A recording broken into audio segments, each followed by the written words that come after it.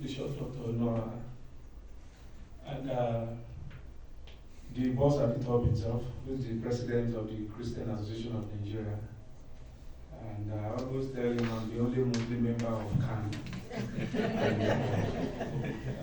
Because of my position. Baptized Muslim. Yes. But as we all know, I'm representing His Eminence, the Sultan of Sokoto, who is unavoidably absent this morning. I was actually getting ready to go for a program when he called me that you just have to be here.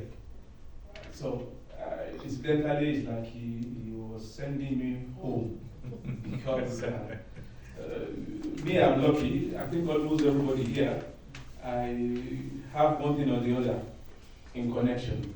So, but my own job is now very easy. It is the summary of the summary, which I think I have to do now.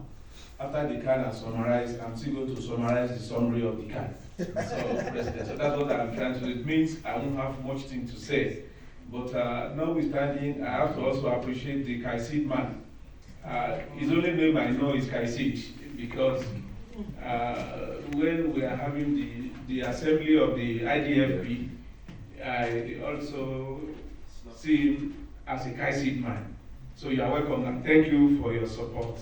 I think the summary of what we have all been saying here is about 4 things that thematic area: 1, corruption, justice, education, and inclusiveness. Those are all the things which we are trying to do. And corruption, we have corruption-induced poverty, and that has led to so many things. And we have a crisis induced from injustice, and we have, because of lack of education, we now have induced ignorance because of the real education that we were supposed to have. I think those are the summary of the things which we have been able to identify here. I summarized what my Oga had summarized once again, without wasting much time. But the solution is actually simple. Yesterday evening, I didn't know that I'll be here. I was invited by the Indian High Commissioner to Nigeria. And when we were going, incidentally, I went with these my brothers too. I thought we were many there. I find out that I was the only one that he invited. So it was only me and him. And I asked him a question. Why is India in crisis? And also I asked him, in 1946, when you people got independence, you were so poor. How did you manage it? And at that time, you were just 388 million. In less than 75 years, you are now 1.4 billion. Say, how did you do it? I'm very impressed. The man was, he's a scholar, has also been the ambassador of India. And I think we should relate what he said to our country. He said, we discovered that we have a challenge. And he said, during the premiership of Jawaharlal Nehru, 1947, that every Tuesday, everybody must fast in India because they are poor, there was no food. So to let you know, every Tuesday, everybody in India must fast, except children and the vulnerable adult people. He said, but today, they are exporting food and other things. He said, how did you do? He said, Imam, we set up what we call 5 thematic areas. I think that's what I will also recommend. And I will add one more. He said the first one is food security.